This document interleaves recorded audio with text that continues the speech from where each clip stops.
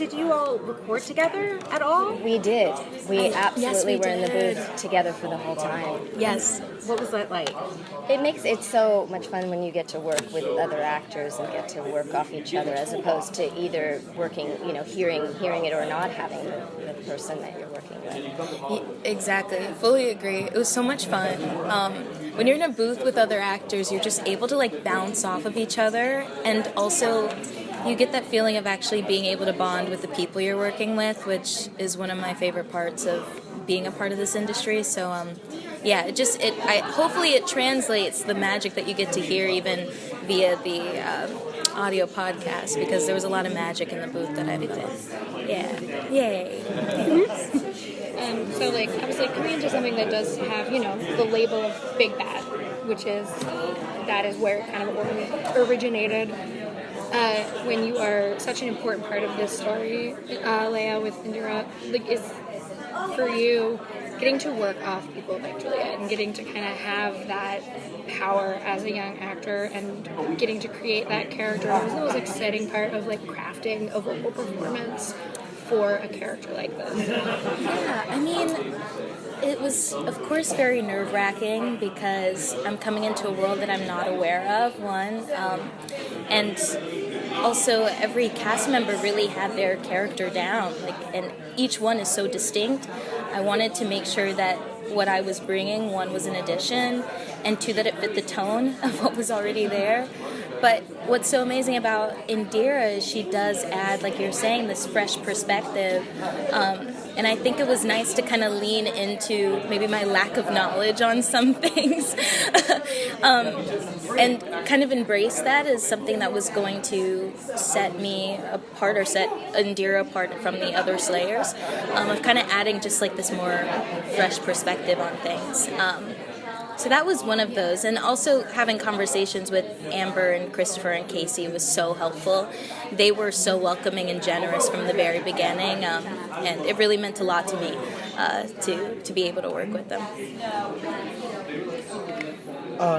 Yes, I'm wondering, for Juliet, coming back to this role, and now you're the main, big bad, and how did you kind of find the role again?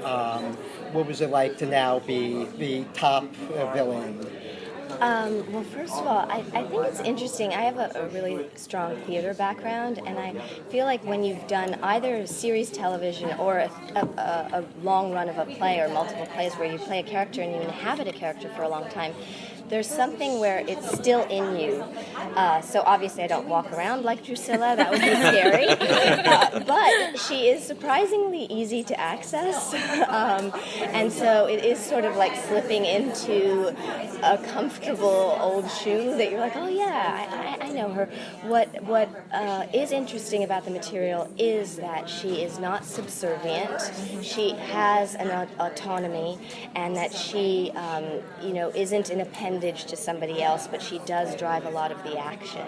And so that was of a lot of interest. What did you find then the difference, because it's an audiobook obviously, how was it? Was it more freeing doing an audio recording like this as opposed to doing the things we can't talk about? I actually find, for me, I work much in the same way, whether it's theater, television, film, or voice work.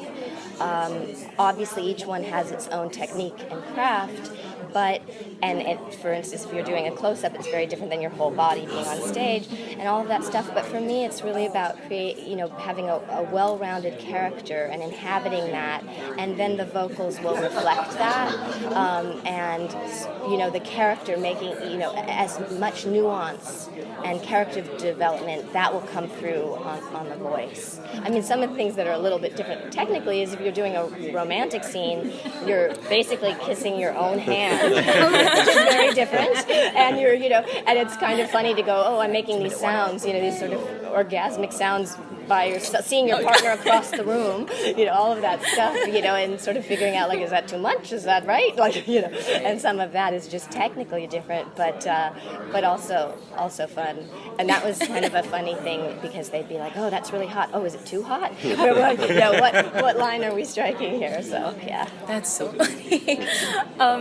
Yeah, it's what Juliet was saying. It's kind of hard to categorize the different sectors of acting or ways of doing it. But I will say with audio, you do, at least for me, because like my character obviously wasn't established in terms of like a look per se. Of course, yeah. So a lot of the backstory and things like that came from just my imagination, which of course you're going to have to use if it's audio. But it is like taking everything you would use on camera and just like amplifying it a bit more so that it is able to translate. Even some of the fighting and like you were saying, more of the intimate scenes can sometimes be even more amplified just to make sure it sounds natural via audio. We did have a moment there where I remember we were doing a scene, and then I remember Chris and Amber saying, "Oh, maybe we should do that one a little less sexual." And I said, "Oh, sexual is not what I was going by, but Drusilla is so hypersexualized." And I was like, "Well, that's not appropriate, at all." But it's funny because Drusilla has that, like everything she does is very sensual, and she has that sort of twisted sexuality as well. And so I remember there was a moment where we were like, "Yeah, let's do another take on that one." Right. It's crazy how tone can shift that way when you're not able to see someone's face or body movements. Because in person, I'm like, nah, she ate that. Like,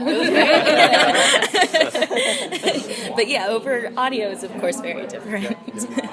Great. All right, thank you.